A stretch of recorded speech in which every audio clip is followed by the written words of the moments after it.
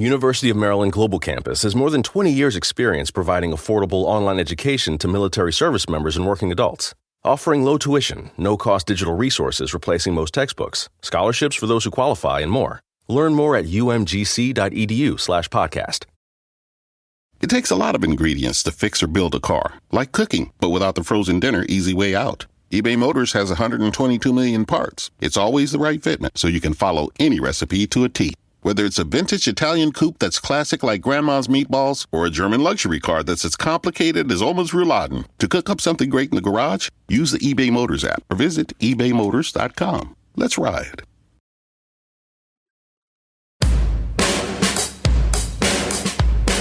Hey everyone, this is the Almost World Podcast. Bringing to you mind-blowing interviews with guests from all over the world. So settle down, relax, and enjoy the show.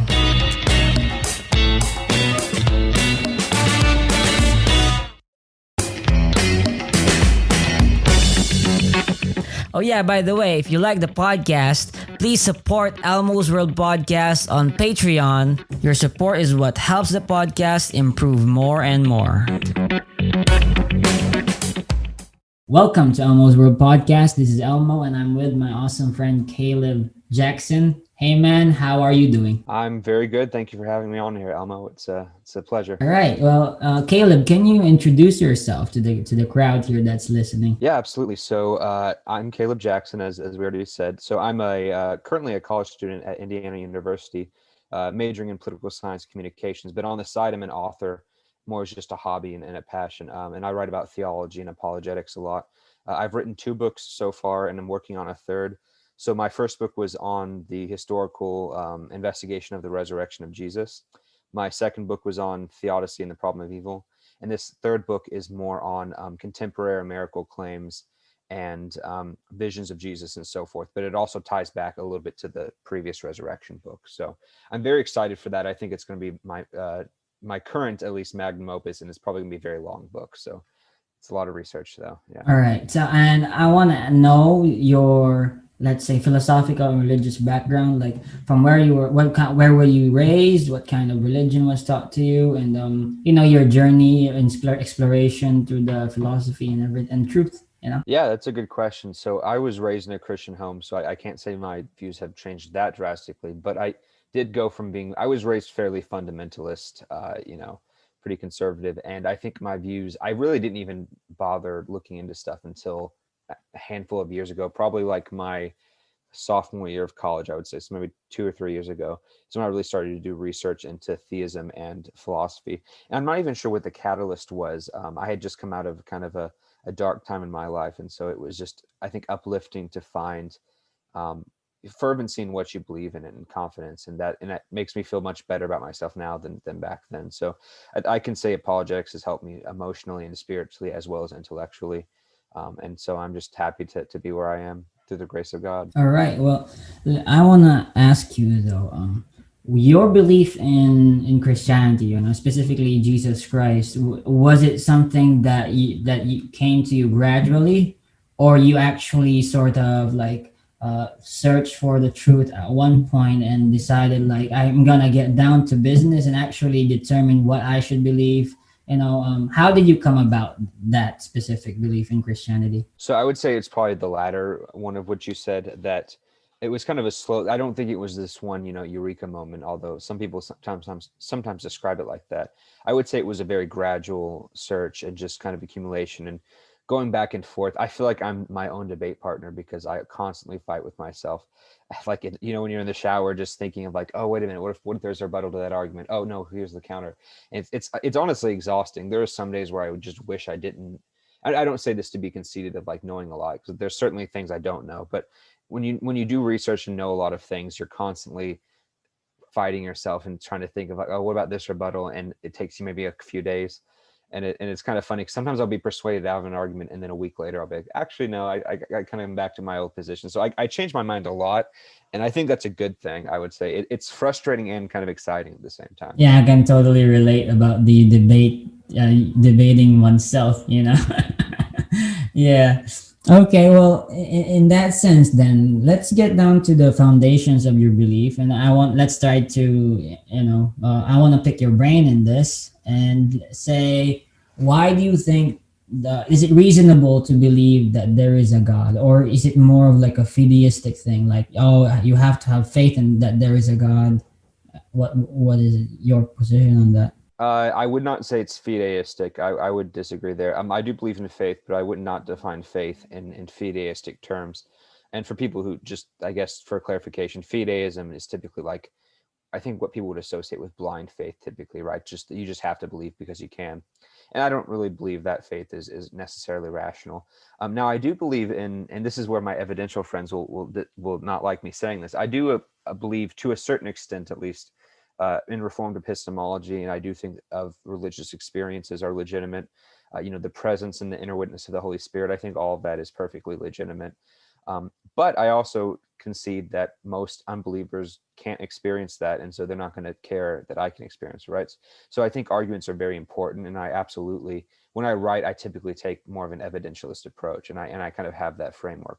But I also don't divorce that from my own experiences, and I don't necessarily think anyone should either. But I do think there are plenty of rational arguments for the existence of God. And by the way, I think that that's more or less the default position. Anthony Flew, who is a popular atheist until he became a deist, was famous for saying, they're talking about the presumption of atheism, and you'll see memes online. It's like we're all born atheists until someone lies to us.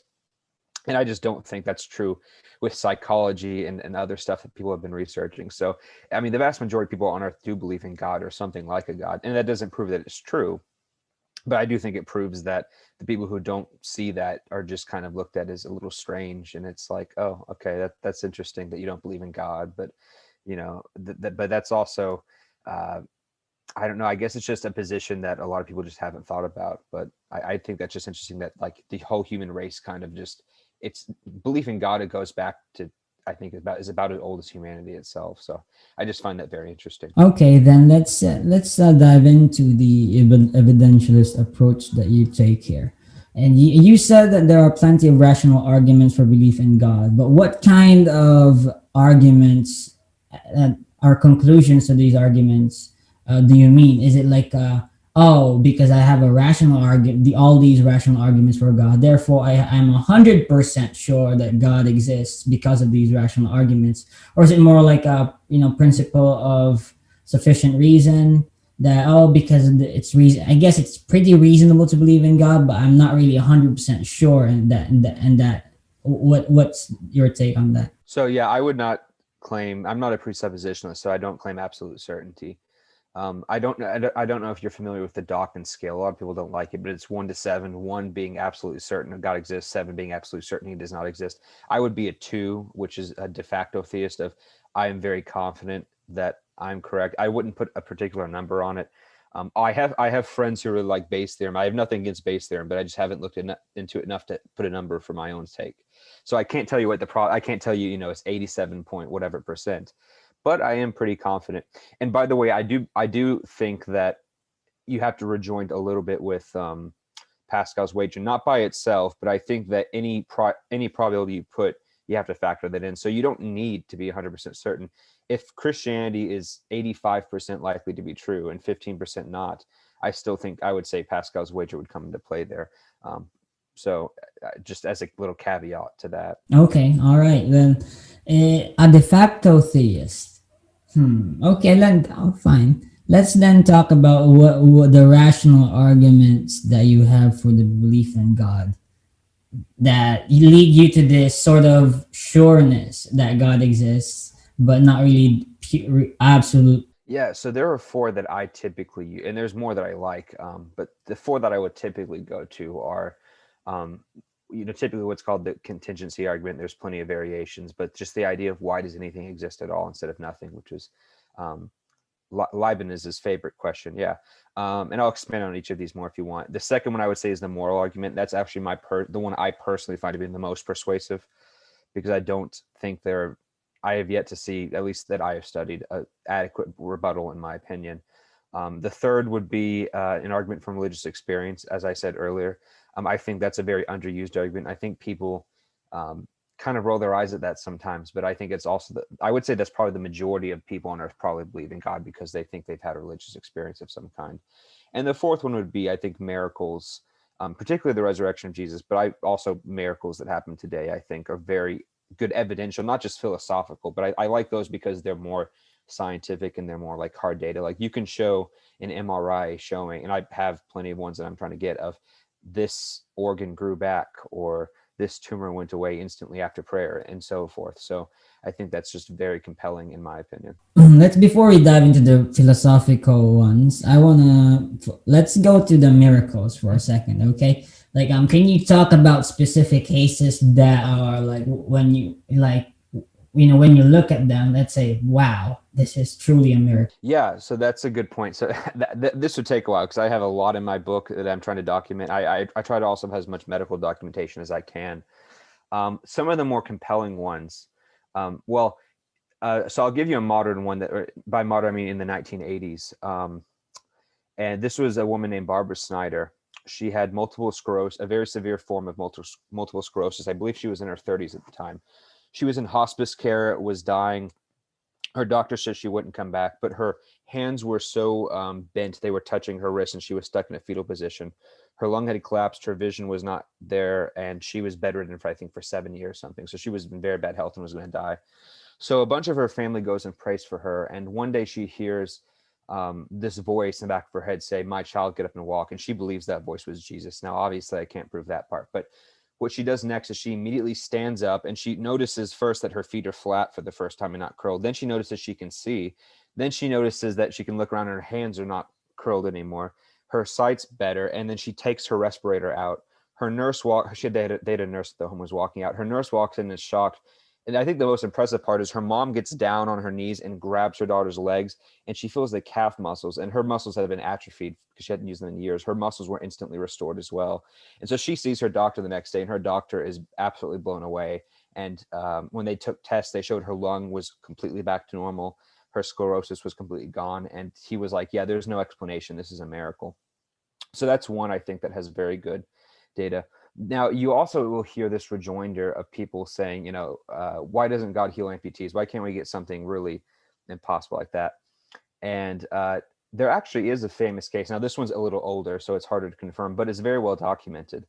In Spain, back in the 1600s, of an amputee who was healed. And so he had gotten his leg cut off, and they buried it in the hospital courtyard, which was common at the time. And this was a Catholic context, by the way. So he would rub holy oil on his stump and pray to, the Virgin Mary to heal his leg and so forth. So 2.5 years after the accident, he wakes up and he sees that his leg is completely restored. Everyone starts freaking out in the town. They get up now and they go and start reporting this. And so the archbishop of the area gets a whole trial together and gets witnesses. They had dozens of people testify. And this man was a very well-known beggar. So everyone had seen him out begging when he was an amputee. Right, for 2.5 years. They knew him before he had gotten the leg cut off, knew him after he got off, dozens of people. So it was a very public event. They also interviewed his surgeons who had cut the leg off and who had treated the stump. And they said, yeah, we did cut his leg off and it's clearly here now. They also went to the courtyard and dug up the spot where they buried the leg, and that was gone. And the leg on the man's foot, the foot that had been restored on him had the same birthmarks and scars as his old leg. So that was a really interesting case. And the only skeptical response I could find, actually, David Hume, the famous philosopher, mentioned this briefly, but he just hand waved it away.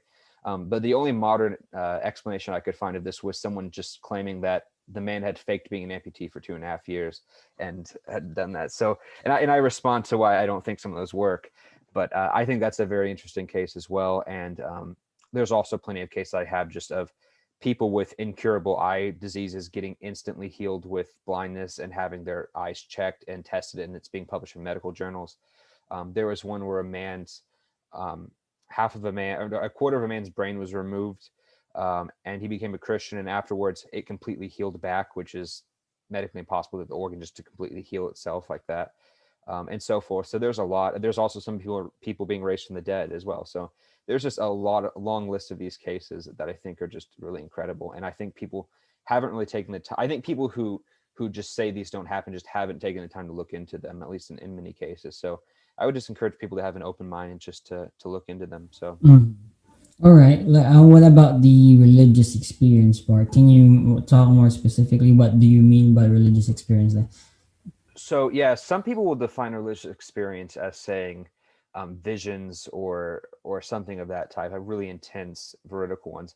And while I think those are interesting, I don't know if they're necessary. I would just, when I say religious experience, I just mean um, well, your listeners will probably know who John Calvin is, a very famous, a French theologian of the 16th century.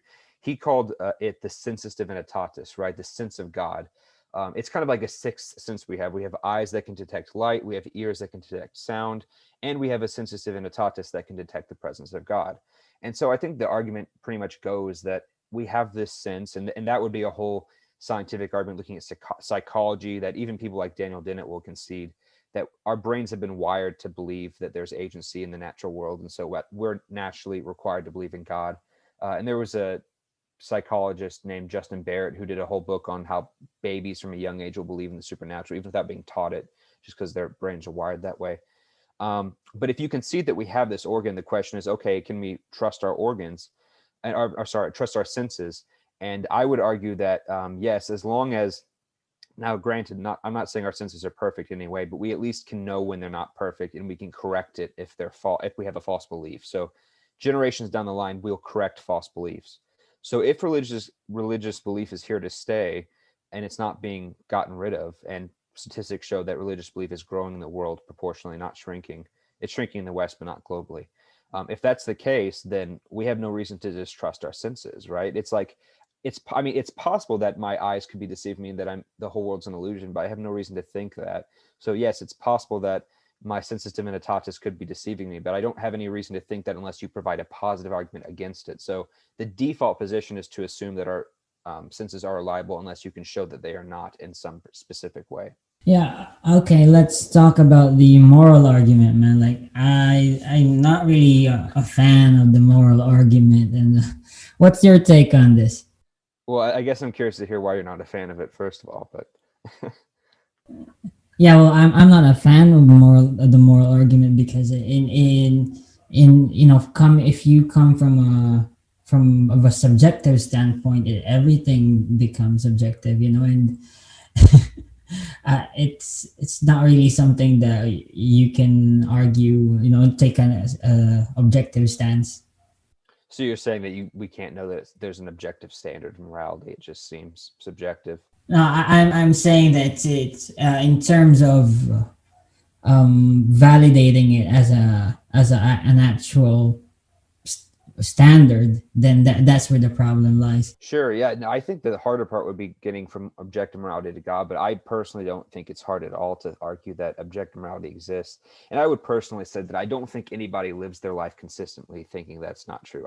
I would, unless you're just suicidal or a psychopath, I would be hard pressed to find someone who genuinely thinks that torturing babies for fun is ethically, at least not ethically wrong, ethically neutral.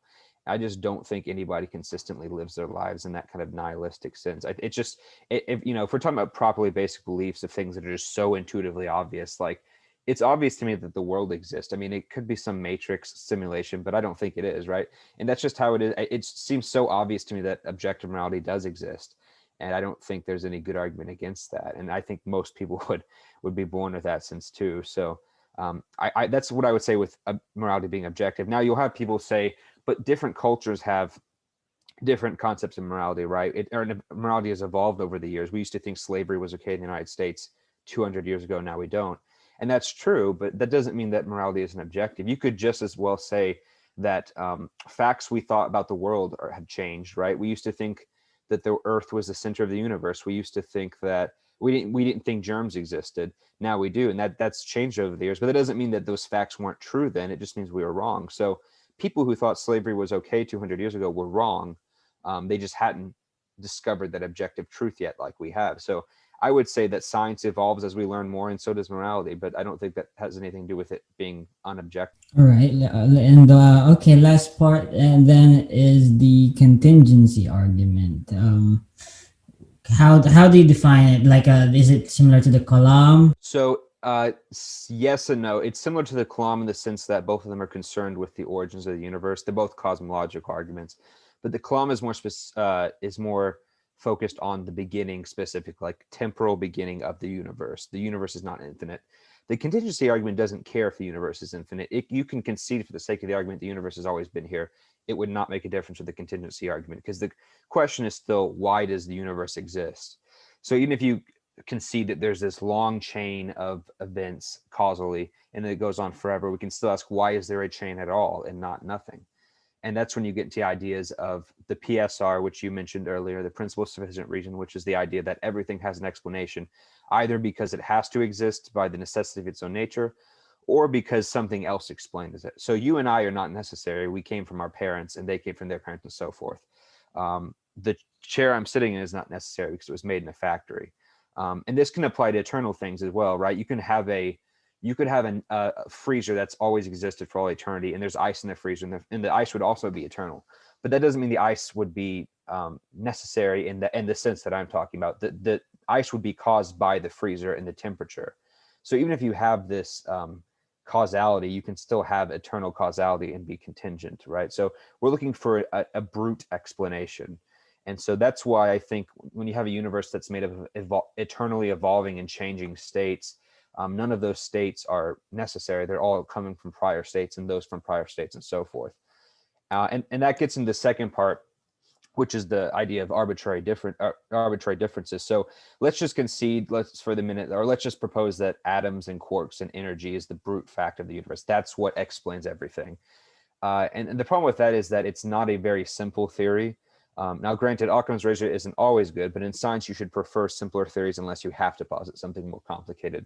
So even if you're positing any natural mechanism, let's say atoms and quarks, they have so many elements about them, properties, that all of you have to say are necessary. So the size, the mass, all the different properties, and every single one, by the way, you can easily imagine we had one less or one more atom in the universe. So every amount has to be explained as it just has to be. It's just a brute fact and has to be the case. And so you're stuck with, billions and billions of different brute facts.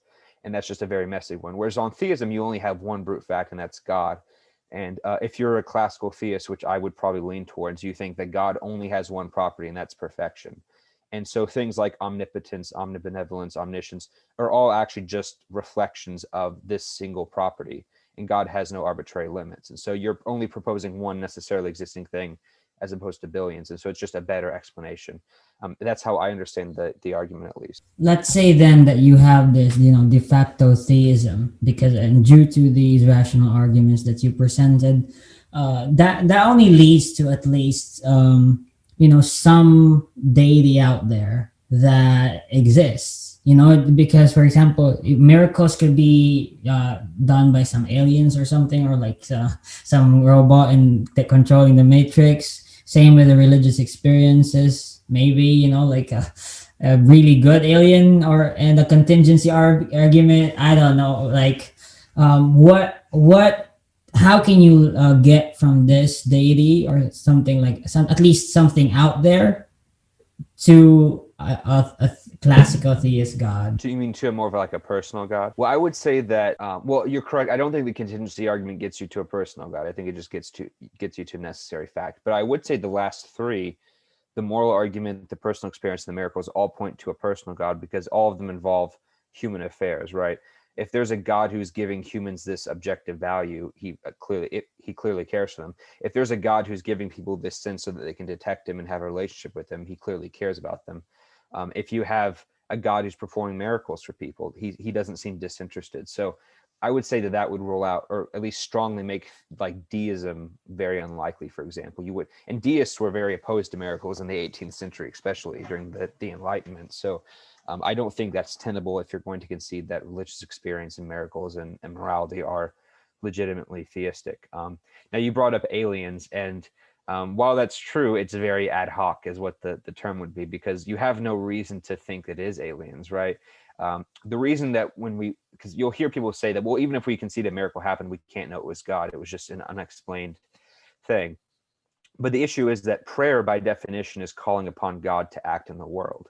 So when I'm praying, it's like if I ask you to go if I ask you to take out the trash and I come home and the trash is taken out, I would assume that you did that. I mean, I could be wrong, but maybe someone broke into the house and took it out for me, but that's not, I don't have any reason to think that. It's the simpler explanation is that you did it because I asked you to. And so if someone's instantly healed in a way that doesn't look natural because you prayed, you can infer that maybe God was the agent that did that. In contrast, you have no real reason to think it was aliens because why you don't have any connection there. Now, if someone called upon an alien god, an alien, and stuff like that could happen, then you would have more of a case. I have yet to see any good examples of that, but yeah. So it's going what's based off of the religious context in that. So if you're going to throw around unicorns or leprechauns as agents, you have to have a reason to think it's them and not something else. So that's what I would say to that point. Can you define a classic, like what kind of God that you believe in, right? In this sense, though, yeah, all these arguments may sort of paint a personal God, but okay, then how do you take this personal God and turn it into the Christian God? Yeah, well, and that would go a little bit back to miracles. Obviously, I think the miracle that Christians care most about is the resurrection of Jesus, and there's historical arguments for that. But I would also, and the thing I'm trying to argue in my new book is that there are modern evidences as well, and I think that even if you can see there's a God, there are reasons to think that Christianity is true compared to these other religions, and parts of that are because one of the phenomena I talk about in there is contemporary visions and dreams of Jesus. And what's super interesting and it's not as discussed as I'm surprised there's not much literature on this, is that especially in the Muslim world, you'll have very high numbers. Some estimates say anywhere from 25 to 30% of converts from Islam to Christianity do so because they believe Jesus appeared to them. And what I found interesting about these cases is they're all super consistent. Almost in every case, Jesus is wearing white and surrounded by light. And what's interesting is in the Hadith, in the Muslim literature, Jesus is supposed to be wearing yellow. So it's interesting that all of these people who are not Christians are seeing this man. And granted, Muslims do have some conception of Jesus, but he looks different than how their texts describe him. And he's giving them a message to convert. And this isn't just Muslims. You have this with Hindus.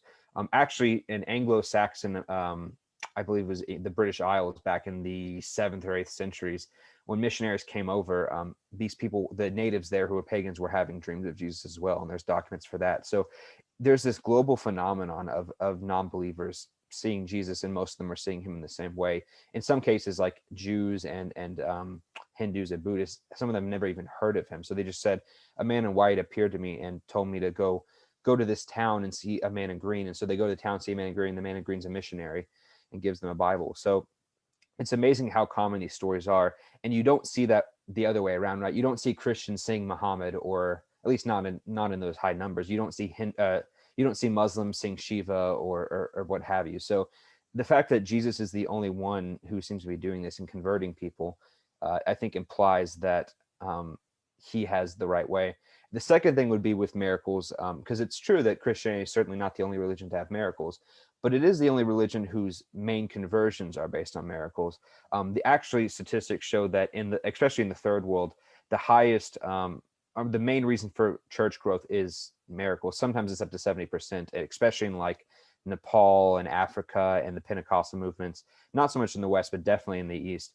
And so even though religions have miracles, you don't have people converting to Hinduism in these great of numbers because they saw a miracle, whereas most people in these countries who convert to Christianity do so because they saw a miracle. So if you're going to concede these miracles are from God, it's interesting that God is doing these miracles by and large to convert people to a specific religion, whereas if pluralism were true, you'd expect it to be pretty even, or him not to be cared about which religion you convert to. So I would say things like that tip me off. And then there are philosophical arguments as well that I won't get into here unless you want me to, for Christianity. But that's just some of the things I would start off by saying. All right. Yeah. Okay. Then miracles.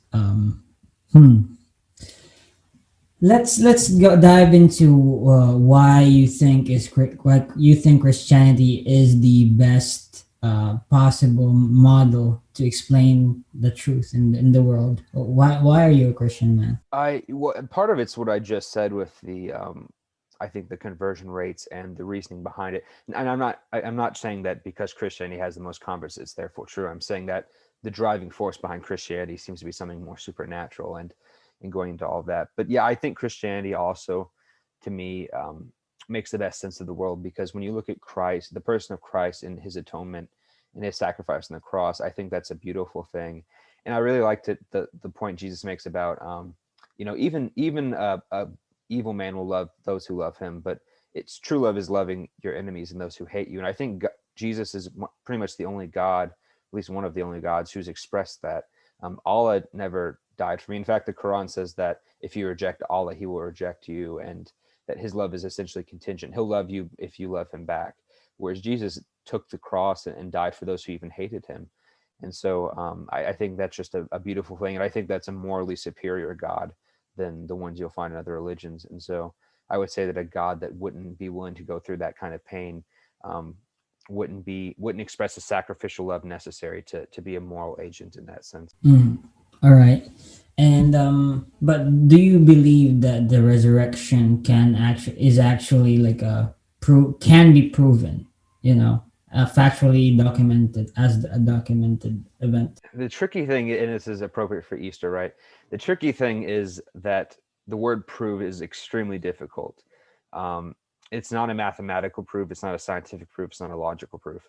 So you have to weigh probabilities and say, this is probably what happened based on the sources. So I will say we can say with a fair degree, we can say with very high degrees of confidence that Jesus was crucified under Pontius Pilate in the 30s AD. That I think we can be almost virtually certain of, with all the historical methods we have. I would also say we can be pretty confident. I wouldn't put it as high as the crucifixion, but also very decently confident that he was buried by Joseph of Arimathea and that his tomb was found empty by women.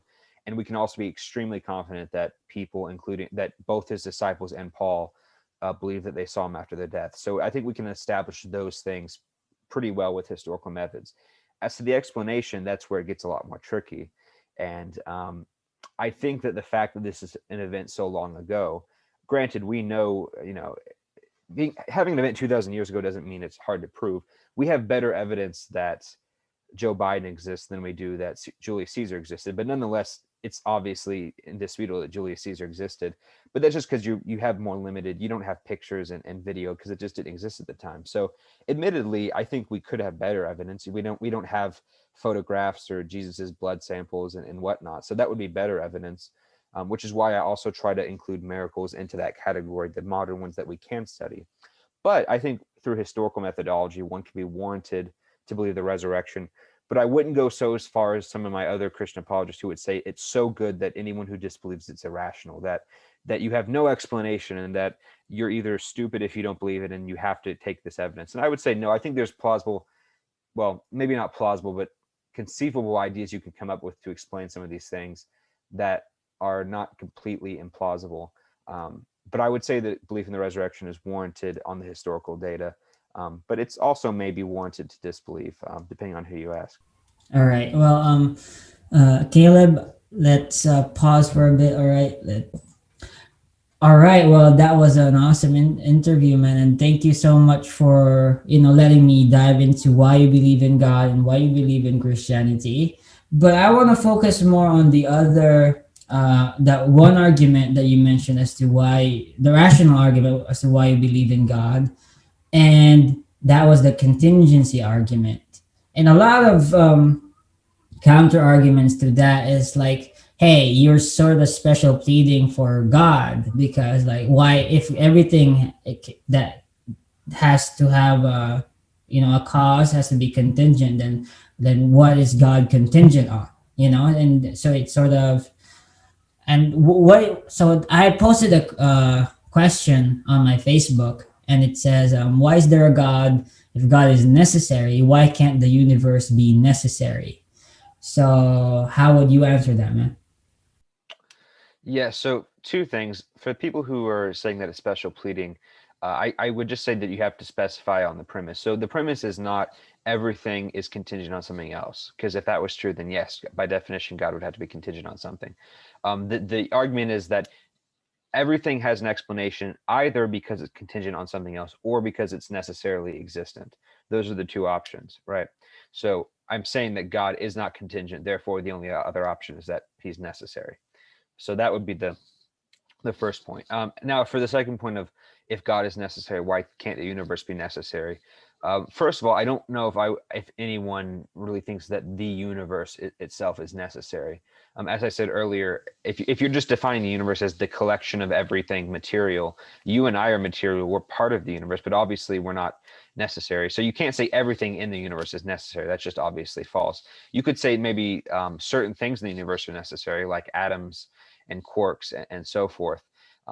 But I think earlier I did mention two objections. That one would be that if the universe is actually constantly evolving and changing through various physical states, whether that's quantum mechanics or whatever, then every state is contingent on a prior state, and so you have this infinite chain of events that of each link in the chain could have not existed. So it's still inexplicable as to why the chain itself exists, and the chain can't be necessary because the things because it's a composite thing, and composite things by definition can't be necessary because they're made up of smaller parts. So the necessary thing would be the fundamental truth holding those parts together, right?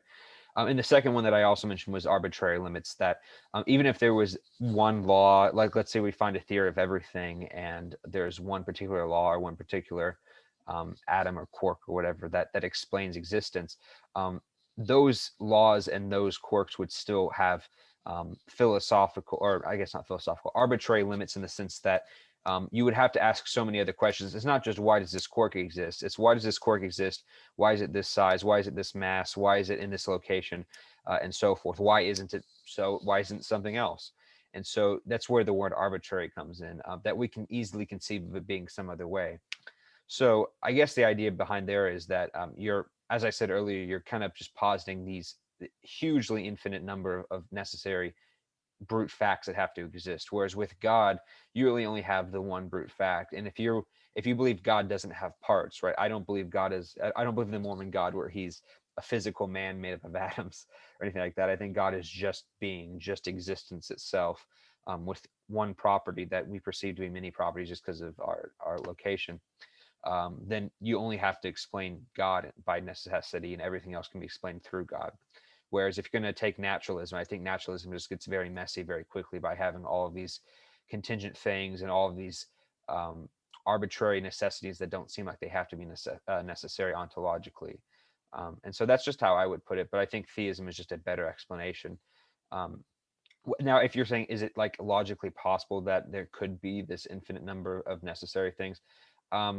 I have not looked into it. Some philosophers would say, yes, it's impossible. I don't know if I would say it's impossible with my limited research on this topic, but I would say I think it's extremely unlikely and ad hoc. And I think theism is just a better explanation to explain what we see than not. And that would also go into like the kind of universe we see with humans and with, people use the fine tuning argument. I won't get into that because I don't want to get off topic, but that would come into play as well when you're talking about the universe's existence. So. All right, interesting. Okay, well, I'm going to the Facebook comments here, and maybe you could respond, and see what you tell us what you think about their answers to the question. So Daniel Vecchio, interviewed him before. He says, from my perspective, the Thomistic arguments lead to something whose essence is identical to its existence. The universe isn't identical to its existence.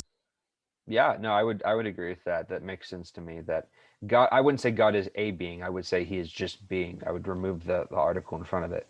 So yeah, I would say that would coincide. That God is just existence itself, just pure being, pure actuality. All right. Okay. Evan Minton, he says that's like asking, if mathematical truths are necessary, why aren't calculators? And you respond, but why are there calculators, Evan? Yeah, I know Evan. He's a acquaintance, or I guess you could say a friend on YouTube. He has his own podcast and website and whatnot. That's very good. Yeah, he knows a lot of stuff. He's talking about mathematical truths. I wouldn't say that. So I don't know Evan's position on Platonism, and I haven't studied Platonism enough to have an informed opinion, but.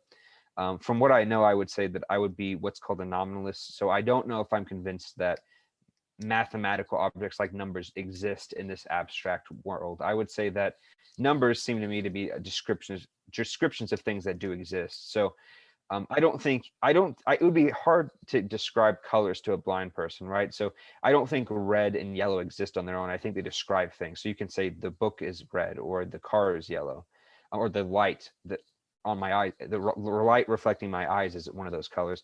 But it doesn't make sense just to say that yellow and red exist on their own. So I would say that you can have, I have one pen, I have two books. These are just useful tools we come up with in our mind to describe things that do exist. So I don't know Evan's position on that particular thing, but that's where I would differentiate as far as mathematical truths. But I would say that like something like the Trinity, for example, would exist, or sorry, the idea of three exists because God is a Trinity. It just describes what he is. So yeah, hopefully Evan, comes on the show sometime. That would be awesome. Yeah. All right. A comment from Felipe Diaz the third. Pretty long one. Okay, I'll read it though. A personal God is necessary to make sense of any speak about any moral claim universally in a transcendent sense, and also explains the teleological nature of creation. Also, the eternal nature of logical propositions cannot be grounded in the universe, since a non-personal entity such as the universe is unable to communicate, much less account for the impartation of any information into the human mind. Okay, and let's break it down for a bit first. There, what do you say about that, bro? So Felipe, I don't know who he is, but his comment reminds me of presuppositionalism a little bit, because he's talking about logical absolutes, that God is that has to be grounded in a personal agent. I actually don't know if that's true, because I'm not a presuppositionalist. So this would go back to literally what I just said in the previous one. I don't think logical truths are technically prescriptive. I don't think they're rules that you have to follow that you shouldn't break. I think they're just descriptions. So it doesn't make sense. I don't think it's like, there's a law governing making sure you can't make a contradiction. I think logic is just describing things that exist. And so when something exists with property A, it lacks property B. And so you can't lack something and also not lack it at the same time. So if you're a bachelor, you have the property of not being married. If you are married, you can't be a bachelor because you've gained that property. So you can't have the property of being married and then not have it at the same time. So it just depends on what properties you're adding to yourselves. But I would say that logical truths describe the bare minimum for existence. If something exists, it has to have some kind of property, then it wouldn't exist. So logical truths, I think, are just descriptions of things that do exist. So I don't know if I'd agree. I agree with Felipe that God's necessary, but probably not for the reasons that he is describing. Okay, he's more of arguing for a personal God here, and he says an impersonal force such as the universe is unable to create or sustain itself or account for its eternality, much less explain why it even exists. Matter cannot simply communicate universal truths to itself or others, and minds presuppose immutable personal and moral characteristics. He says a personal mind cannot evolve from an impersonal universe. Yeah.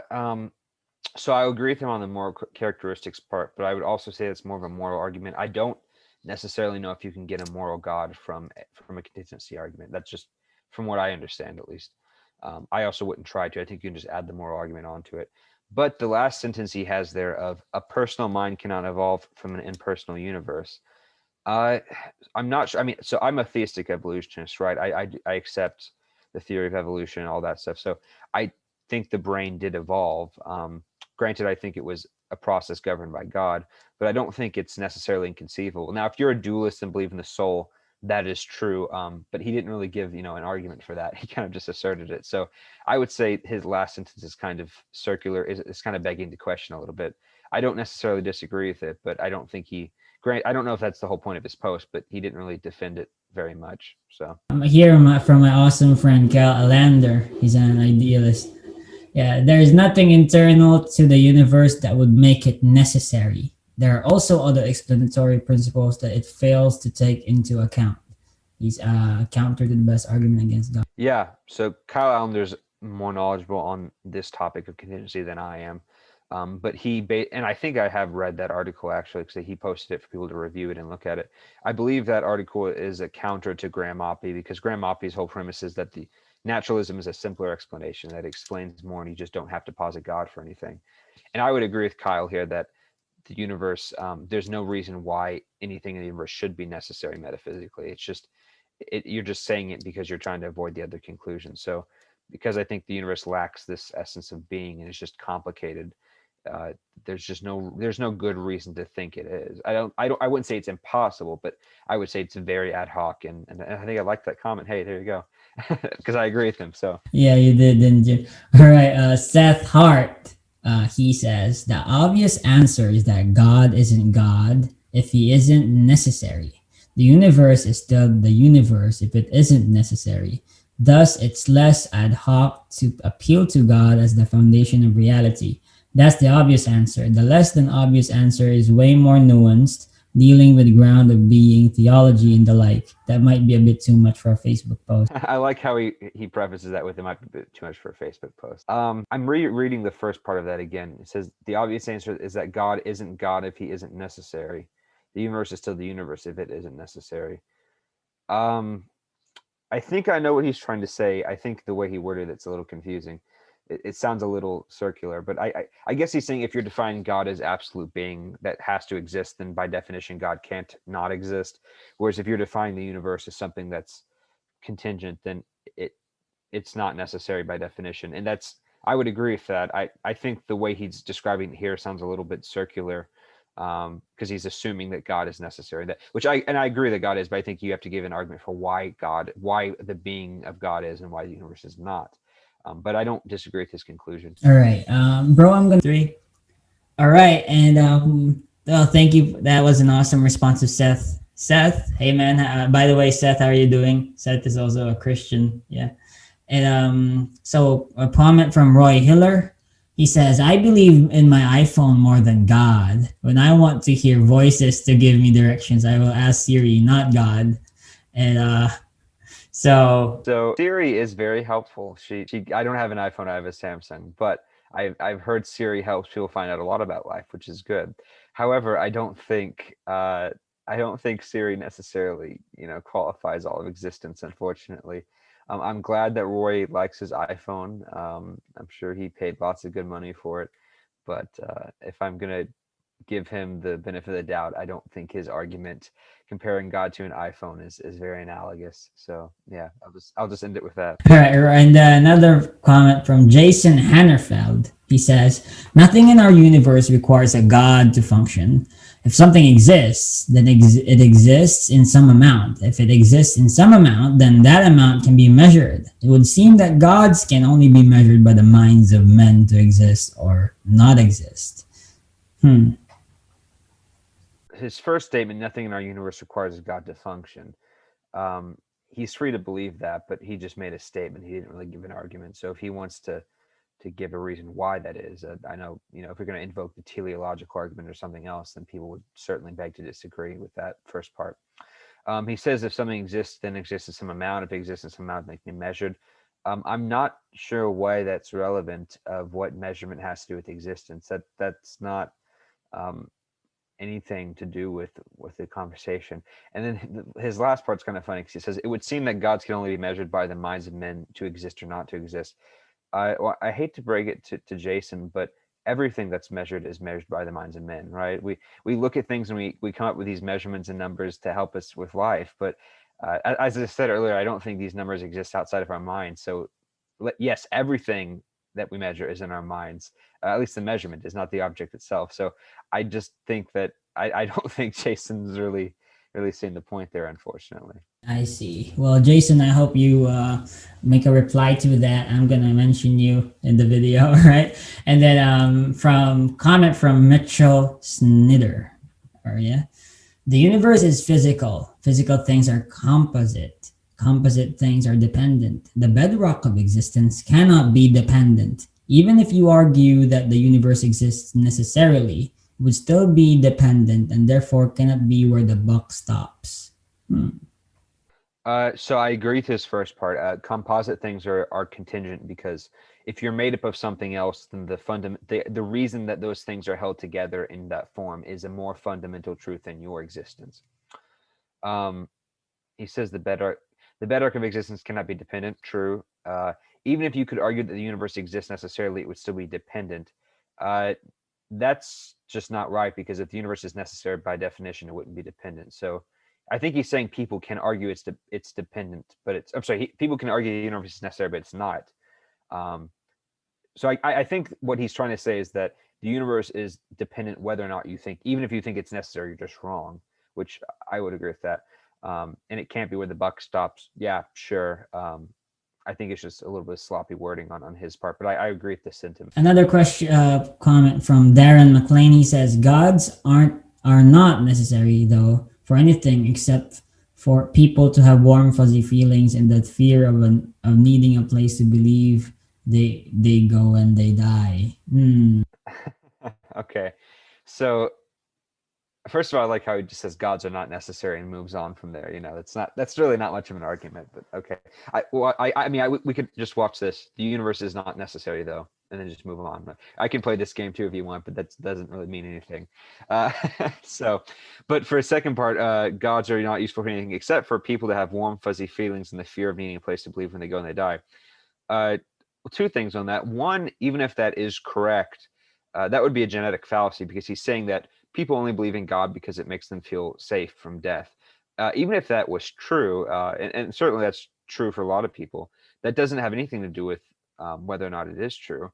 I could say, I mean, just because I could say that because I was born in the United States, I believe in liberty and democracy and so forth. But if I was born in China, I would probably be a fan of the Communist Party. Well, that's true, but that doesn't mean that my belief in democracy is any worse off. And I think that's a double-edged sword because I'm just going to assume Darren is probably an atheist by his comment.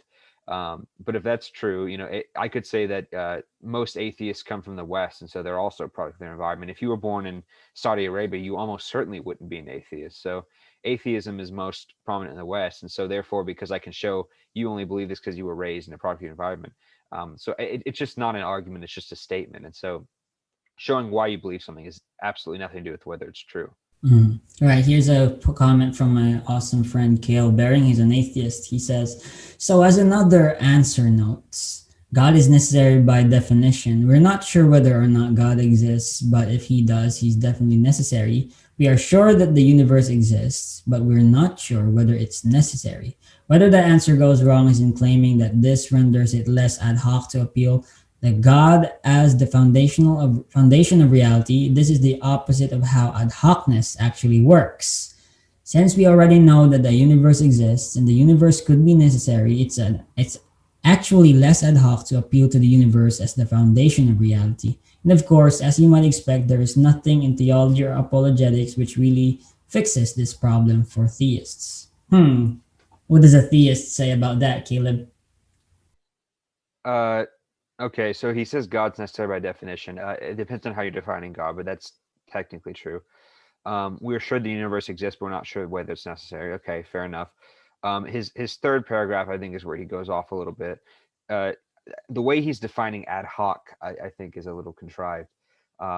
He says now his main point is we already know the universe exists, so why posit another entity, right? Why not just say that what you're making it more complicated by throwing a God in when we know that we know a universe exists, we don't know God exists.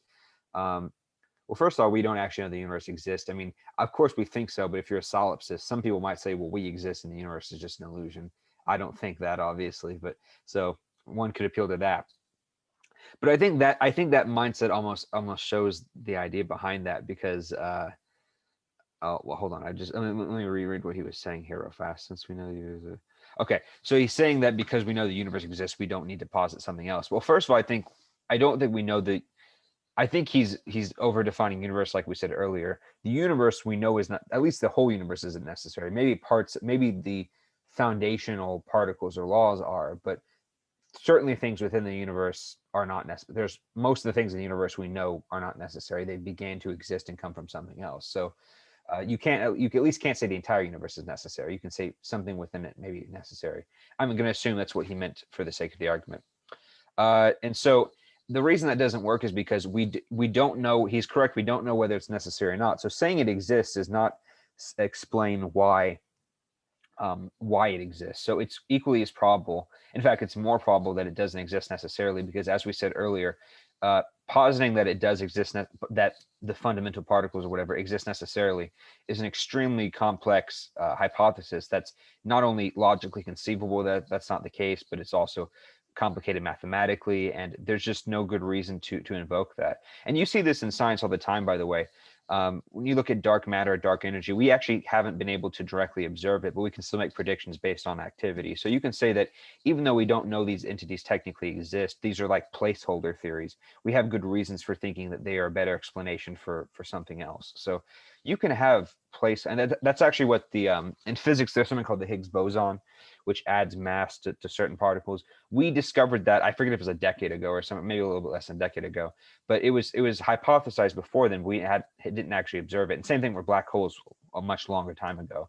So you can hypothesize things without having direct evidence of their existence based on other reasons, based on plausible reasons. And so I would say that's what we're doing here, is that God is a much better and more simple hypothesis, and that although we can't directly see it, that it's a better causal explanation than positing that you have all these series of billions of atoms that exist necessarily. So that's what I would say to him. Awesome. Well, Kayla, I hope you make a response to that, man. And Guy Priest something, yeah, he says the question is wrong because it implicates that there is a God. Does it implicate that there is a God? I think it's when you said if God is necessary. I guess you're saying, well, we don't know God exists, and I think he misunderstands the hypothetical nature of the question. So, yeah, that's just a silly point. He's just trying to avoid the hypothetical there. So, yeah, I don't think you in the question were assuming there is a God. I think the way you were framing it is like, if there is a God, does he have to be necessary? And so I think Kai just blatantly misunderstands the plain reading of the text. Okay, comment from Sean Byrne. Okay, he says, why can't the universe be the God? If consciousness is any system that uses a selection process to create a pattern of continuity, then the universe itself does have such a process and must therefore be conscious. The pattern itself is the soul, as patterns are substrate, independent, copyable, and transferable. The judge and voice of the system is the spirit. So three gods, the body, soul, and spirit. Oh boy. Okay. So this just sounds like Eastern theology, I mean, almost like the Hindu, like Brahman or something. I guess he's talking about idealism to a certain degree of consciousness, but or pantheism, I guess, would be the closest thing where he's describing. But like the universe is the consciousness and is God. But I think, as we already said, that if you're going to propose that the universe is a physical thing and the consciousness is arriving from these physical entities, you still have a very complicated hypothesis, whereas God's the simpler one. So I think Sean has a better idea than some of the other people here, but I would still say it's a bit. I honestly don't understand the second portion of that at all. I don't know where we got into spirit and body, and so I think that's just, I don't know. I just kind of lost what that has to do with anything. Yeah. All right. You had a conversation here with Grant Nover, but let's give a shout out to Grant Nover. Okay. I'm gonna read your interaction here. So you say, because any explanation that is imperfect and has arbitrary limits or of some kind will require far more necessary facts, which makes it less simple and more ad hoc. Grant Nover says, what is perfect? Why would something perfect require far less necessary facts? You say, because a perfect being has only one quality that needs to be explained, whereas imperfect beings have an infinite number of qualities that have to exist necessarily. Grant Nover, he says, firstly, you'd have to define perfect. And secondly, you'd still have to explain how it is perfect. You can't just assert it. Otherwise, I could just say that's the way it is, which is essentially what you're doing, but replacing it with the word perfect. Oh, two people. Okay, so Grant is correct. I didn't define perfect in that because I think I was just doing other things. So I don't always have time to respond to every comment. I did not technically define perfect, but if I were to define perfect, and if Grant is listening, perfect in this sense is being limitless, at least logically. You know, not you can't do the logically impossible, but having no limits within your own character. So it's not as if it could have been something. So I'm 5'10", blonde, but it's possible. But I'm limited. I'm in this room, and I'm not in Hawaii right now, even though I might like to be. So I'm not omnipresent. I'm not omniscient. I'm limited in my thoughts and knowledge and so forth. So you can explain why I'm limited in this, because I have a brain. I only take up so much space in the atmosphere. All of these scientific answers as to why I have these particular limits. So I'm not a perfect being. A perfect being, I think, is just one that has no limits whatsoever, and that's why I say it's that. Whereas the universe, if he's saying it is essentially that's the way it is, that would be necessary, but it wouldn't be perfect. The way he's describing, it would be a brute fact. He's saying that's the way it is, and that's fine, but that's not always the same thing as perfect. It can be, but I think a perfect being is the most logically consistent idea of a necessary being, whereas I think an imperfect being that has to exist as a brute fact is just very convoluted and doesn't seem intuitive at all. All right. Okay. Well, Grant, I hope you make a response to that too. And from Mir Mudassir Ali, he says, because the universe is composite and depends on its parts for existence, therefore it is contingent and cannot be necessary. Well, same thing from the other comment, right? Yeah, we kind of already covered that. That's correct. Okay, then next, Dane Van Ace, he says, the God of the Bible accounts for and makes sense of observable phenomena in a way the universe cannot on its own. Math, logic, morality, beauty, fixed laws, objective truth, etc. require an intelligent mind, for most of those examples are concepts which exist in minds not naturally. Require this mind to be maintained within a personal being, especially the morality piece, where morality only makes sense in a relationship. Require this mind and being to be universal and immaterial, as the concepts are immaterial and apply universally. And the next paragraph, God is the only being that cannot account for any of this. That can account for any of this. And I would argue further, only the triune God of the scripture accounts for any of this. So I've interacted with Dane a couple times, and he's a presuppositionalist, and you can tell from this comment.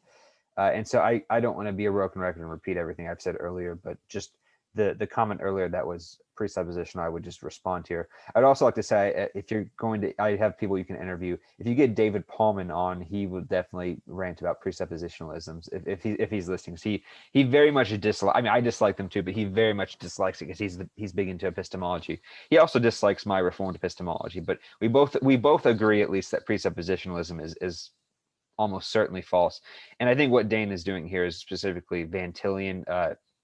Van Til was the big 20th century philosopher in air quotes who tried to espouse this idea of Christian presuppositionalism. And you can see that in the last part when he talked about the triune God, because Van Til's whole thing was you have to have the Trinity to make sense of reality and all this convoluted stuff I'm not going to get into right now, but you get the idea. All right, well, there's a lot of comments here. Yeah, and I'm going to go through all these. Okay, I'm just going to, let's try to cover at least most of them. Okay, the universe exists contingently. It is necessary that either that the universe exists contingently or necessarily, therefore the universe does not exist necessarily. So that follows correctly, but he didn't defend why. He just stated it's contingent without giving an argument for why. So yeah, that's the problem. Okay, we have comment from Taster, though. If you claim to be universe's representative on Earth, people will think you're nuts. But if you claim to represent a god, you can start a religion. What? That sounds like a bumper sticker. Yeah, that sounds like somebody wearing a T-shirt. Yeah, but I don't see how it's anything but a personal attack. So. Okay, he said some of these comments are really funny. Terry WS, he says the very term universe. Uni emphasized as it necessitates contingency, therefore it is not in itself necessary.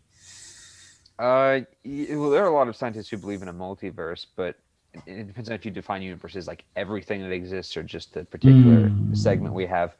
But I think what he's saying is like a single universe when we can conceive of more universes. And so he's kind of getting to ontological stuff there. But yeah, that's essentially correct. There's no reason why it should have to be one universe and not multiple universes, and et cetera. Okay, so maybe you could respond to this one. Tobias Shuck, he says, why are we talking about the universe as if it were a thing, as opposed to a label we slap onto a plurality of things? That's what I was saying earlier. I agree with him on that. The universe is not a single thing. That's like saying history is a single thing when history is a collection of all these different events. So yeah, that's true. You can't just say the universe is a single entity. Mm. Yeah, okay. Here's one from Josh Sommer. It's a necessity of consequent, but not a necessity of nature.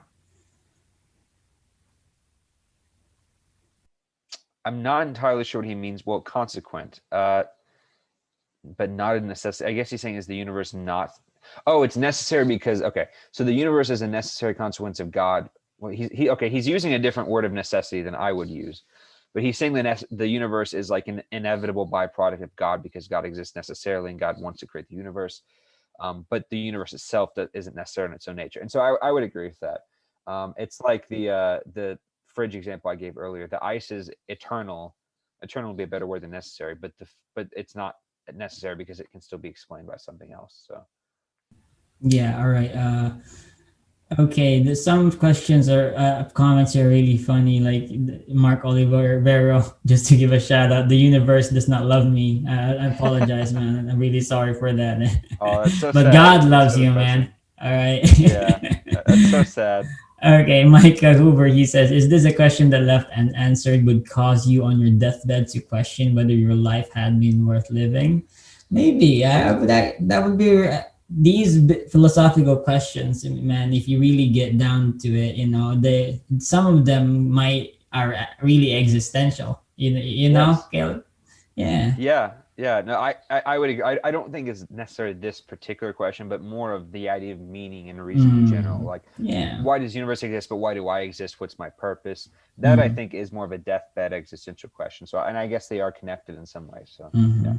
All right, and there's so many comments here, but I'm just going to okay, John Connor, I want you to respond to this. If John Connor, Connor is an awesome guy. He's into quantum physics. He's okay. His comment: since ontic pan-computationalism is the case, some omnipotent intellect must ground degrees of freedom and preserve the truth function of the pocket universe. Therefore, its nature is convertible with being.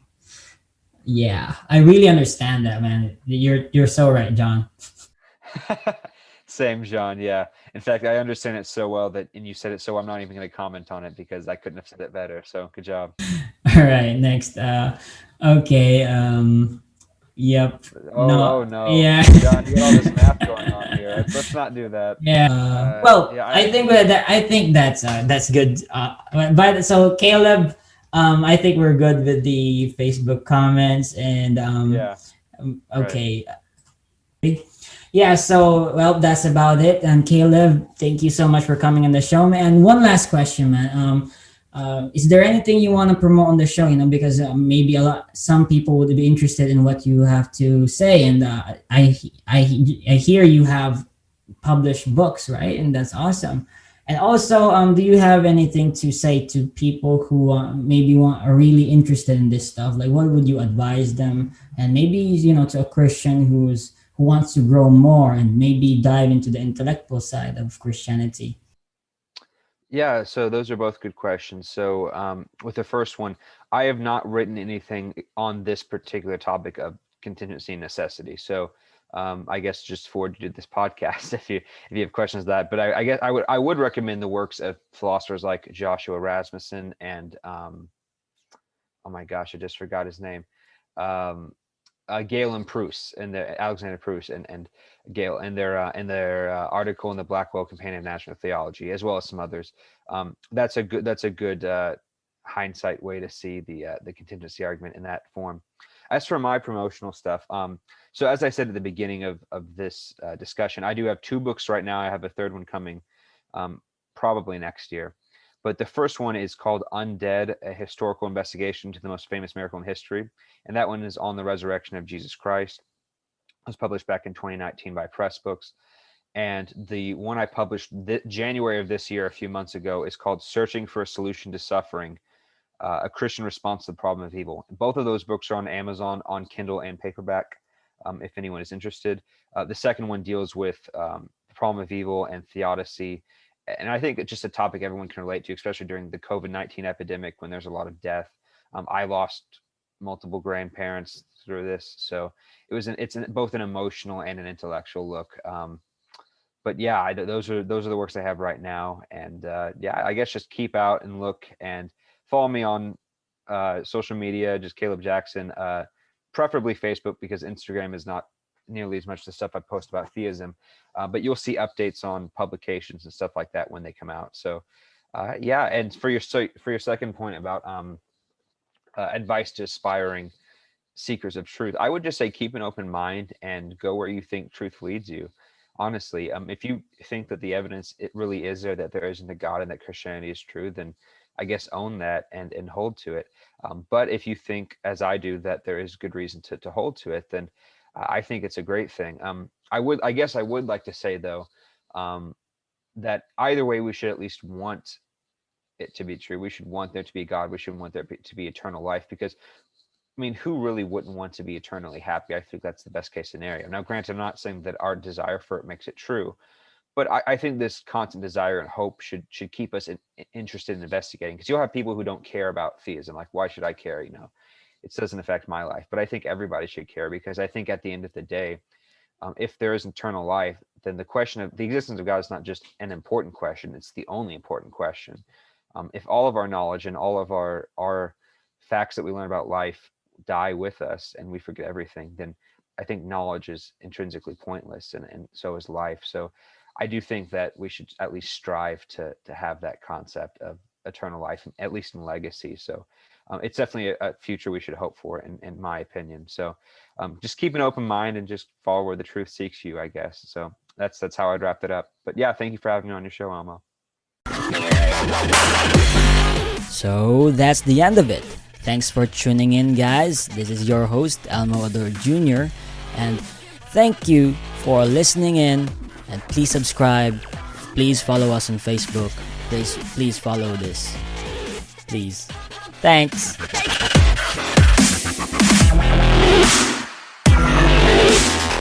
Gearheads know that some projects need so many parts, it feels like you need a whole storage unit just to store them. That's what eBay Motors' 122 million parts are for. Think of it as your virtual parts garage. They've always got the right fitment at the right prices. Use the eBay Motors app or visit ebaymotors.com. Let's ride.